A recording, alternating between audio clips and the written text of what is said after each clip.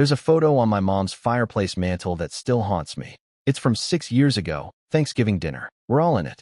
My mom, my dad, both my sisters, their husbands, and me. Everyone's smiling. You'd think we were a Hallmark card family. But if you zoom in and really look close, you'll see it. I'm sitting just slightly off to the side. Like I didn't belong even back then. Like I was already being slowly pushed out of frame. My name's Jasper. I'm 32. I run a small but successful IT consulting business. Just me and a few freelancers I've worked with for years. Nothing flashy, but I've worked hard for every dime. I've always been the quiet one in the family. Not shy, but not loud either. The dependable one. The one who never asked for anything. Who picked up the check when no one else reached for it. The one who listened to everyone's problems but kept his own locked away in a mental drawer somewhere between dad's passive-aggressive comments and mom pretending not to notice. I'm the youngest of three. My oldest sister, Meredith, is 38. She's a storm in heels, loud, intense, commanding a room the moment she enters. She married Brett 6 years ago, and let's just say, Brett is a walking red flag wrapped in a golf polo. Job hopper, risk taker, wannabe entrepreneur with a trail of failed ventures and maxed-out credit cards in his wake. He's the kind of guy who calls himself a visionary because he once tried to start a kombucha subscription box. Spoiler, it never launched. Meredith, of course, stands by him like he's the second coming of Steve Jobs, except with worse taste in sneakers. Then there's Layla, the middle child. She's 35 and a nurse, married to a chill guy named Aaron. They're fine, quiet, like me, but more passive. Layla doesn't stir the pot unless she has to. But Meredith? She's the chef, the cook, and the waiter when it comes to stirring drama. And lately, it's been boiling. Our parents, especially Mom, dote on Meredith. Maybe it's because she gave them their first grandchild. Maybe it's because she talks the loudest. Or maybe it's just easier to agree with her than to push back. Either way, she's always gotten her way. When she and Brett bought a house they couldn't afford 3 years ago, guess who helped out with the down payment? Yep, yours truly. Not because I was asked directly, but because Mom called and said, Meredith's just so stressed, honey. They're in over their heads. If you could just spot them a little something to get through the closing, it would mean the world to her. And to me. I sent them $10,000. I didn't even get a thank you text. That was the first drop in the bucket. The latest one. A few months ago, Brett apparently took out some sketchy high-interest loan to fund his latest business idea, something about crypto vending machines. Don't ask. It bombed within weeks. Now they're underwater with a debt collector on their backs, and, surprise, surprise, Meredith calls Mom crying that they're going to lose the house unless someone steps in. Mom calls me again. Jasper, sweetheart, they're desperate. The kids can't lose their home. I felt it in my gut. This wasn't just a plea. This was an expectation. Like I was some emergency ATM the family could tap whenever someone else made a reckless decision. Like I didn't have my own life. My own limits. So I said no. I said it calmly, firmly, respectfully. But no. And just like that, something shifted. It wasn't a blowout. No yelling, no screaming. Just cold silence. A group chat that went dormant. Invites I didn't get. Calls that went unanswered. I'd see photos on Facebook of family dinners I wasn't told about. Layla reached out once, awkwardly, to say she didn't want to get in the middle. I understood, but it still stung. Then came Mom's birthday. Every year, we go out to this mid-range Italian restaurant she loves. Nothing fancy, but tradition. It's always the same. Round table in the back, too much wine, way too many toasts, and a bill that somehow always lands in front of me. This year, I hesitated. I wasn't going to go, but then I thought, maybe things had cooled down. Maybe I was overthinking. So I showed up, clean-shaven, button-up shirt, a bottle of wine from a local vineyard as a gift. The second I walked in, I knew something was off. Meredith glanced at me like I'd tracked mud into a museum. Brett didn't even look up from his phone. Layla gave me a half-smile, and Aaron nodded. Mom hugged me, but it felt performative, like she was acting for an audience. We sat. We ordered. The conversation buzzed around me, but never included me. When I did try to chime in, Meredith would immediately redirect it. I became background noise at my own mother's birthday. Then came dessert. And with it, the moment that would burn into my memory like a scar. We were halfway through some tiramisu when Meredith stood up and tapped her fork against her glass. I just want to make a quick toast, she said, clinking the side of her wine glass like a self-appointed queen. Everyone quieted down. To family, she began. To those who lift us up, and to those who kick us while we're down. There was an awkward laugh. She smiled, tight-lipped, venom in her eyes. And to those who forget what loyalty means. To those who turn their backs on blood when it matters most. She turned, full body, toward me. You're no longer part of this family, Jasper. Not in my eyes. Not in Brett's. And honestly, I doubt in anyone's. I didn't flinch. Not at first. I just stared at her, blinking once. Twice. The table was dead silent. Everyone was looking at me. And then, like it was a scene from a bad sitcom, people clapped. Layla didn't. Aaron didn't. But the rest? Mom. Dad. Even the waiter, who I think was just confused, gave a polite little heh and walked off. I didn't say anything. I stood up, nodded, and pulled out my wallet. Happy birthday, Mom, I said softly, placing the wine bottle in front of her. Then I handed the server my card. He walked off, and I walked toward the door. My chest was tight, my hands clammy, but I wasn't going to cry. Not here. I was halfway to the exit when I heard footsteps behind me. Excuse me, sir? It was the manager, holding my card. It was declined. I froze, slowly turned around. The whole table was looking at me again, waiting. The applause was gone. Just silence. I looked at the card. I looked at them. And I smiled. I simply stood up straighter, tucked my wallet back into my pocket, and walked out the front door. No explanation. No argument. Just silence. I didn't cry in the car. I didn't scream. I didn't punch the steering wheel. I just sat there in the driver's seat of my Camry, staring at the dashboard, the cold digital clock blinking 9:47 p.m. over and over like it was trying to taunt me. I felt like I'd just stepped out of a play I hadn't agreed to star in. Like I'd been handed a role, family scapegoat, and everyone else had learned their lines except me. My card hadn't declined. I checked my bank app 5 minutes after pulling out of the lot. It was fine. Balance untouched. No notifications. No fraud alerts. I even called the bank just to be sure. The rep on the other end told me my card was active and functioning. No holds. No issues. Which meant only one thing. Someone at that restaurant, likely with the same last name as me, had told the manager to lie. To humiliate me.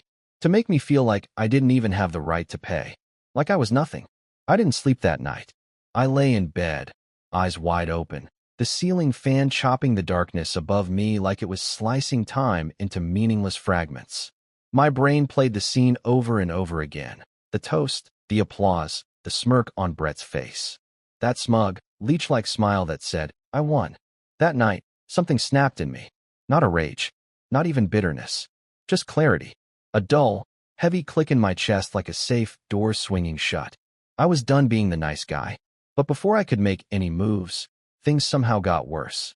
The first message came the next morning. From my mom. I hope you're not planning on coming to Easter brunch. It's going to be too tense with everyone. Maybe take some space. Take some space? I laughed out loud reading it. Space. That's all I'd ever given them. Space to make mistakes. Space to take advantage of me. Space to pretend I didn't exist unless my wallet was involved. Then came the second message. From Layla. Hey, I don't agree with how that went down. Just wanted you to know. I'm sorry. Aaron is too. I stared at that one for a while. I appreciated it, in theory, but it was still lukewarm. Still safe. Still 2 steps away from standing up and doing the right thing. A week passed. Then 2. Then I got a call from an unknown number. It was a debt collector. Asking for Brett. My number was apparently listed as his business associate on one of the loan applications. I told the guy I hadn't spoken to Brett in months. He seemed skeptical. Told me my name was on some kind of informal guarantee agreement. I asked him to send a copy. He emailed it an hour later. And that's when I saw it. A typed-up, unofficial contract with a digital signature from someone named Jasper H., stating I would support any necessary short-term funding needs for BH Holdings, LLC. I'd never signed it. Never even heard of BH Holdings. But the email address? It was mine. Or, it looked like mine. Just slightly off. Jasper.h@techsolutions.net. They dropped the U in solutions. I checked the domain. It wasn't registered to me. Brett had spoofed my email address, made up a fake agreement, and used it to secure a $25,000 loan. I should have called the cops right then and there. I should have lawyered up. But I didn't. Not yet. I needed more. I needed to know how deep this went. So I went quiet. I didn't respond to my mom's Easter guilt trips. I didn't like Layla's photos of her kids. I didn't answer Dad's half-hearted voicemail asking if I'd cooled off yet. Instead, I started gathering receipts. I pulled up every transaction I'd made for Meredith and Brett in the last 5 years. The down payment, the plane tickets, the emergency car repair, the time I covered their rent for 2 months during COVID. I tallied it all. $36,840. I dug into my emails and found dozens of threads where my mom had subtly pressured me. You know how hard it is for them right now. Brett just needs a little runway. Meredith's having such a rough week. Can you help? Then I went even deeper. I reached out to a friend of mine from college, Derek. He's a cybersecurity consultant who now does freelance investigations for corporate clients. I asked him a simple favor. Can you find out who registered TechSaltIons.net? It took him 3 days. The domain had been bought anonymously through a privacy shield, but the account used to buy it was tied to a recovery email, Brett_M1984@somewhere.com. It was him. Brett had created a fake email address pretending to be me, signed a fake contract, and used it to get a loan he had no business getting. All under my name. I had enough. Enough to ruin him. But still, I waited. Because the betrayal that changed everything hadn't happened yet. That came a month later. I got a call from my bank. My business account was frozen. Not because of fraud, but because there was a formal complaint filed accusing my company of wire fraud and financial misrepresentation. They were forced to lock it pending investigation. I thought it had to be a mistake. But when I checked the filing, it was from BH Holdings, a company run by Brett and, apparently, Meredith. They were accusing me of stealing money from them. I called Layla in a panic. She was the only one I thought might still have a shred of sense. She picked up on the third ring. Jasper. Hey, I need to ask you something. Urgent. What's wrong? Did Meredith ever say anything about my company? Or Brett? About me stealing? There was a long pause. Then, I don't know what's going on, but she did say something a few weeks ago. At Mom's. Something about how you were shady with money. That she was going to get back what was owed. I thought she was just being dramatic. My throat closed up. Layla, I said quietly. They're trying to destroy my business. I didn't know, Jasper. I swear. I would have said something. It's okay. But it wasn't okay. I was done being blindsided. I spent the next week talking to lawyers, gathering documentation, every receipt, every email, every bank transfer. I had enough to not only disprove the fraud claims, but to pursue defamation, identity theft, and cyber fraud. But that wasn't even the worst part. The worst part came when I showed up to my parents' house. I hadn't been there in months, but I needed to see them, to ask, just once, if they knew what Meredith and Brett were doing. My mom opened the door. She looked surprised. Not happy, not angry, just unsettled. Jasper, she said, I need to talk to you and Dad. Now. She led me in. Dad was in his chair, watching some cooking show. I stood in front of them, hands trembling, not with fear, but with fury I'd been holding back for too long. Did you know Brett and Meredith filed fraud charges against me? I asked. Their expressions shifted. Dad furrowed his brow.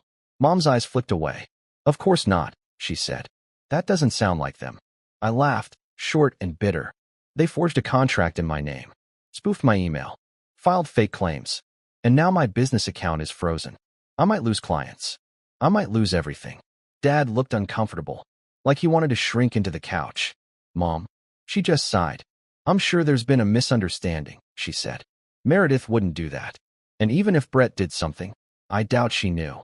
I stared at her. You're defending them. I'm just saying we don't know all the facts. I do. Silence. Then she looked me straight in the eyes and said something I will never forget. If you hadn't turned your back on them in the first place, none of this would have happened. And that's when I realized. They'd picked a side. They'd picked it long ago. I'd just never wanted to admit it. I walked out without another word. And as I got in my car, my phone buzzed. A new email. Subject line. Final notice. Debt repayment. From BH Holdings. Amount due, $25,000. Due date, immediate. Attached, the forged contract.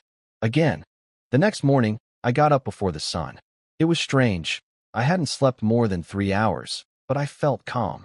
Like the dust had finally settled, and I could see the wreckage for what it was. My business account was still frozen. A few of my clients had paused projects while the investigation was ongoing, One of them, a big one, a software startup in San Diego, had called the day before and said they'd circle back in Q3, which is corporate speak for, we're out. I was bleeding money. My savings could hold me for maybe 5 months at my current burn rate. 6 if I cut back hard. And yet, something had shifted in me. I wasn't scared. I wasn't even angry, not in the way I had been.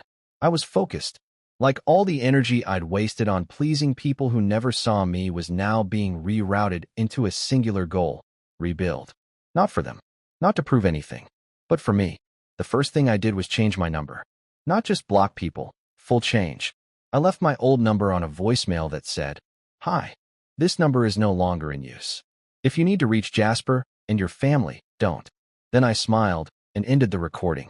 Next, I cleared out the guest room in my apartment and turned it into a war room. I bought a cheap cork board and started pinning things to it. Emails, fake contracts, timeline of events, bank records, call logs. It looked like something out of a detective movie, red thread and all. I even printed out a photo of Brett and pinned it dead center, with a sticky note under it that said, "The Parasite." My lawyer, Carla, was a godsend. Late 40s, sharp-eyed, former prosecutor who now ran her own firm. She didn't sugarcoat anything. "They were hoping you'd back down," she said, flipping through a stack of papers I'd given her. "Most people do. Family pressure works more than lawsuits. But this is criminal. Wire fraud, defamation, forgery, identity theft. If you wanted to bury him, I could make it happen." I didn't say anything. "Do you?" she asked, eyes steady. "I want him to understand what it feels like," I said quietly. "To watch something you built collapse because someone you trusted decided you were disposable." She gave me a nod. "Then let's make sure he feels it." The case would take time. Weeks, maybe months. But that was okay. Because in the meantime, I had something else to do. I had to start over. Since my main account was locked, I set up a new one under a different LLC. This time, completely separate from my name. I called it Blue Ridge Digital, inspired by the hiking trail I used to walk with my grandfather when I was a kid. Just the name made me feel steadier. I started calling old clients, one by one. Not to ask for favors, just to let them know the situation. To my surprise, most of them were supportive. "We figured something weird was going on," one of them said. "You've always been professional. Just let us know when you're back online." Another client actually wired me a small retainer up front. "Call it a vote of confidence," he said. "And Brett's a joke, by the way." We looked into him after that weird email. I hadn't realized how much people actually respected me. Not the version my family painted, some gullible pushover bankrolling idiots. But me. Jasper. The guy who showed up, did the work, didn't complain. It felt good. Strange, but good. I worked out of cafes at first. My apartment felt like a crime scene, and I needed fresh air. There was a coffee shop about 10 blocks away with a massive skylight and creaky wooden tables that made me feel like I was working inside a novel. The barista started remembering my order: black coffee, splash of oat milk, no sugar. After 2 weeks, she started slipping me a muffin on the house. "You always look like you're solving a mystery," she said with a smirk. I guess, in a way, I was. By week 4, Blue Ridge Digital had its first real client. A logistics startup in Oregon needed a new internal dashboard. They didn't care about the mess with my old company. They just wanted clean code, clear updates, and someone who picked up the phone. I gave them all 3. The money started to trickle in. Not a lot, but enough to feel like I wasn't drowning. I still hadn't replaced what I lost, but something had changed inside me. I wasn't chasing validation anymore. I wasn't doing this to get a pat on the back from my mom, or a proud of you from a dad who thought grilling burgers once a month made him a family man. I was doing it because I wanted to live without chains, without guilt. And slowly, I started to breathe again. I didn't check my family's group chats anymore. I had blocked Meredith and Brett on every platform. Even Layla. I loved her, but I needed distance. She'd never stood up for me. Not really. But then, one night, I got a letter. Handwritten. No return address. Just my name, neatly printed on the envelope. Inside was a single page. "Jasper, I know I didn't do enough.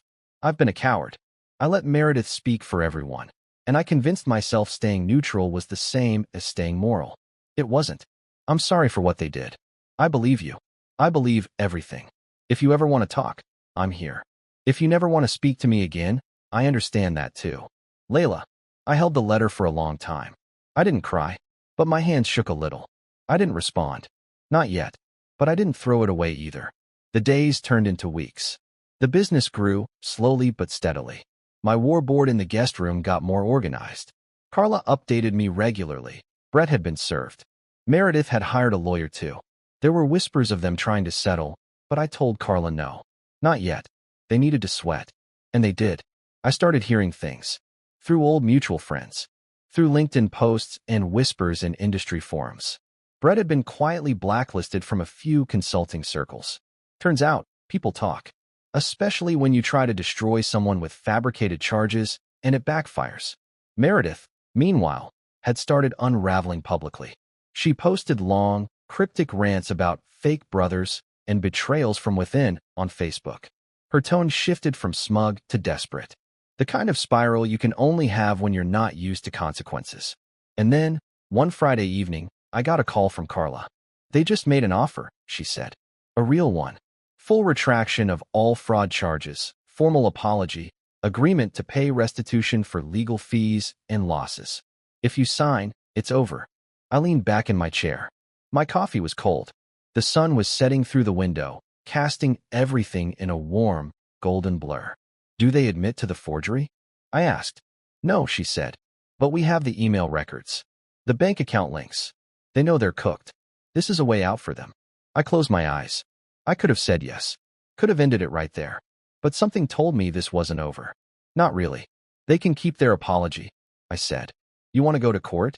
No, not yet. I want them to see what it feels like to lose everything they leaned on. I want the people around them to start asking questions. I want the story to get out. Slowly, like rot in the walls. Carla chuckled softly. All right then, let's keep the pressure on. After the call, I walked to the mirror. Looked at myself. Same face. Same tired eyes. But something was different now. I was standing taller. I looked like a man who had seen his whole life collapse and decided to rebuild from the ashes, brick by brick. And I wasn't done yet. I didn't plan revenge out of anger. That would have made it sloppy. I planned it because it was necessary. Because some people like Brett, like Meredith, only understand consequences when you draw them in blood across the white tablecloth they've been feasting on for years. It started with a folder. A thick black leather one I kept tucked inside a locked drawer in my desk. Inside was everything. Screenshots, call logs, domain registration records, the fake email header analysis Derek had helped me with, wire transfer receipts, and a hard copy of the forged Jasper H. contract with the bogus email address. Every lie they'd told. Every trap they'd set. Right there on paper. But this folder wasn't for court anymore. It was for leverage. See, Carla had already built a solid case. If I wanted to sue, I could have. If I wanted them charged, it wouldn't have taken much. But I wanted more than legal action. I wanted exposure. I wanted silence to become suspicion. I wanted people to start asking, wait, why would your brother lie about that? I wanted to pull the thread until their whole public image unraveled, and they did it to themselves. But for that, I needed the right moment. And more importantly, the right people in the room. The opportunity came in the form of an invitation. An email, mid-July. Subject, family barbecue, hosted by mom and dad. It had emojis. A sun, a burger, a little fire. I stared at it for a long time. A part of me almost laughed. After everything, they were still pretending like we were one big happy sitcom family. No mention of the fraud. No acknowledgement of the lawsuit. No apology. Just, hot dogs at 3 p.m., bring a chair. I almost deleted it. But then, I got an idea. Because Brett would be there. And Meredith too. And probably a dozen family friends, co-workers, neighbors. People who still saw them as this perfect suburban couple with a chaotic but lovable dynamic. The golden daughter and her eccentric husband. What better place to flip the script? But I had to play it carefully. I RSVP'd yes, with a short, polite email. Then I got to work. First, I reached out to Derek again. Can you help me build a little presentation? I asked him. Something clean. Visual. Like a pitch deck, but with teeth. He didn't even hesitate. Tell me what you want on slide 1. Over the next week, we built a digital file. Not a full-blown expose, just enough to crack the mask. Slide 1. A side-by-side comparison of my real email and the fake one used to forge the contract. Slide 2. The contract itself. Slide 3. The GoDaddy registration for the fake domain, traced back to Brett's burner email. Slide 4. A screenshot of Meredith's LinkedIn post bragging about launching BH Holdings, just days after my bank account was frozen. It ended with a simple line of text on a black screen. Imagine what else they've lied about. I uploaded it to a USB drive and tucked it into the inner pocket of my jacket. Next, I called Layla. I hadn't spoken to her since the letter. She picked up after 2 rings. Jasper. Her voice was cautious, soft. Yeah. Hey, you free to talk? Yeah. Of course. I'm going to the barbecue. There was a pause. Are you sure that's a good idea? It's not, but it's the right idea. Another pause. Then, what are you planning? I just want people to know the truth. She sighed. I'll be there. And for the record, I believe you. I always did. I just didn't know how to show it. You just did, I said, and hung up. The day of the barbecue was a scorcher. Blazing sun, sticky air, the kind of heat that made everyone move slower and sweat through their good intentions. I arrived at 2:50 p.m., 10 minutes early, wearing jeans and a plain navy button-up. Nothing flashy, just neat. My mom answered the door like nothing had happened. Jasper, she said, fake surprise layered under her sing-song voice. You made it. I gave her a polite smile. Wouldn't miss it. Inside, the usual chaos, kids running through the hallways, the smell of burgers and charred corn, an acoustic playlist humming from the Bluetooth speaker. Meredith was in the backyard, laughing way too loudly, a red plastic cup in hand. Brett stood beside her in a tacky Hawaiian shirt, holding court with a few of my dad's old co-workers. I stayed inside, greeted a few extended family members, and waited. I wasn't looking for a confrontation. I was looking for a catalyst. And that came, beautifully, predictably, from Brett himself. Around 4 p.m., I was grabbing a water bottle from the cooler when I heard his voice behind me. Well, look who finally grew a spine. I turned slowly. Brett. He grinned like we were old friends. Didn't expect to see you here after the little meltdown. What was it again? Your card declined, right? Laughter from 2 of the guys standing near him. I recognized one of them. Carl, a guy from Meredith's office. The other was a neighbor, I think. I just smiled. That's right, I said. Guess I should have kept a better eye on my accounts. Brett leaned in, smirking. Hope you're not here to beg for forgiveness. Bit late for that, huh? I looked him dead in the eyes and said, No, Brett. I'm here to return the favor. He blinked. Just once. Confused. Then tried to laugh it off. I don't know what you're talking about, man. I pulled the USB out of my jacket. Can I use your laptop? I asked Mom, who was setting out a fruit tray. She looked startled. What? Just for 5 minutes. I have something I want to show everyone. That got attention. My dad looked up from the grill. Meredith stopped mid-laugh. What are you doing? She asked, eyes narrowing. I ignored her and walked inside. A few people followed. Then more. Within 5 minutes, half the backyard had trickled into the living room. Curiosity outweighing manners. I plugged the USB in, opened the file, and hit present. Slide 1. Silence. Then slide 2. Someone gasped. By slide 3, Carl stepped back from Brett. By slide 4, Meredith's face had drained of color. And when it ended, just that single line on a black screen. The room was dead quiet. I turned to Brett. You used my name. You forged a contract. You tried to ruin me. He opened his mouth. Closed it. Meredith stepped forward, panic rising in her voice. This is taken out of context. Shut up, Layla said suddenly. Every head turned. I'm so sick of this, she said, voice trembling but loud. Of all of you pretending this is normal. It's not. What you did to Jasper is disgusting. And you let it happen, Mom. You helped it happen. My mom looked like she'd been slapped. I didn't know. You never wanted to know? Layla snapped. Because that would mean admitting your favorite child is a liar married to a con artist.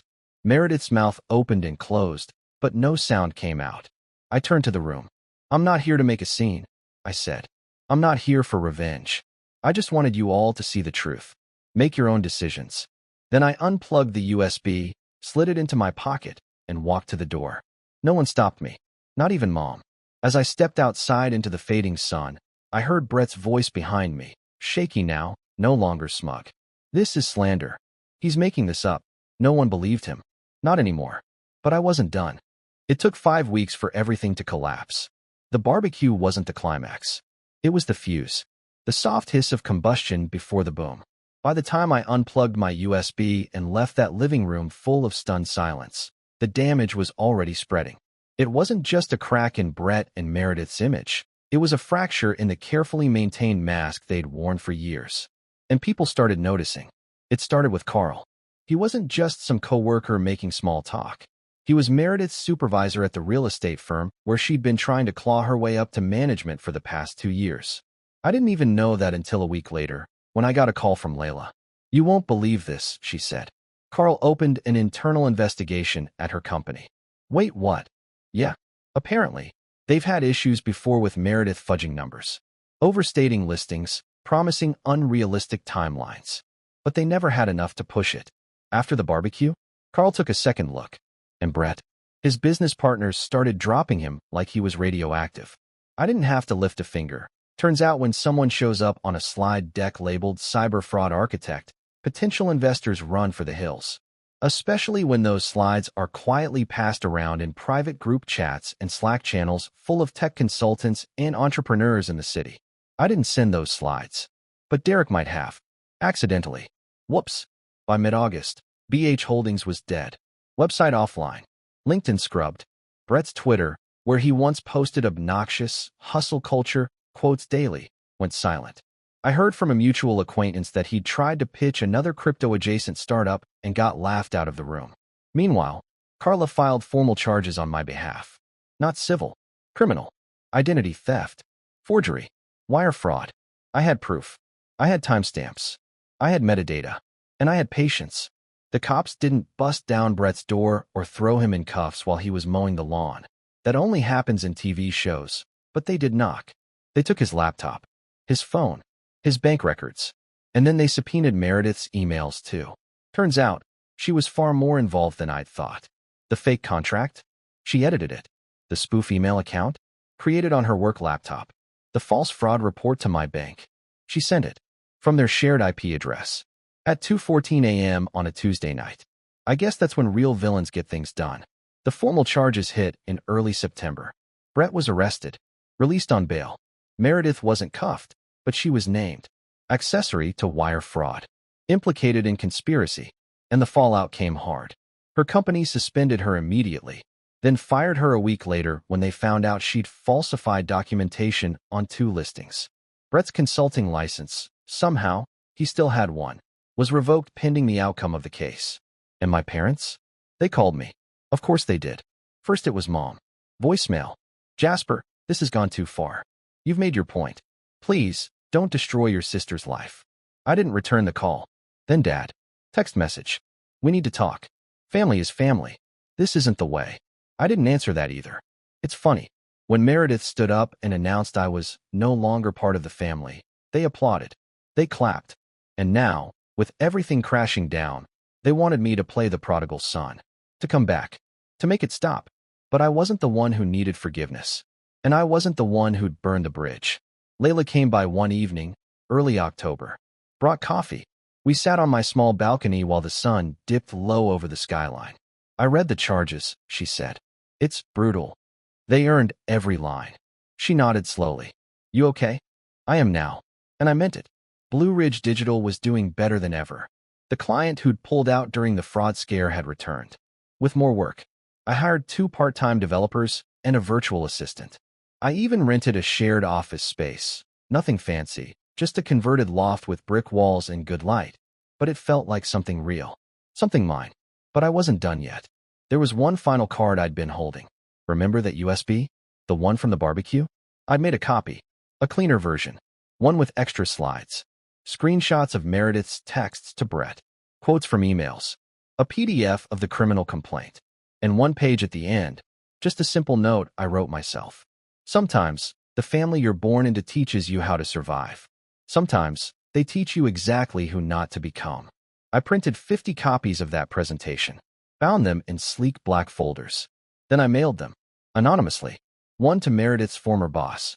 One to the HOA board where Brett used to speak at meetings. A few to real estate clients she'd ghosted. Even one to my parents. I never put my name on them. Didn't need to. Let the truth speak for itself. That was the real revenge. Not the lawsuits, not the charges, not even the public humiliation. It was the truth, finally cutting through the performance.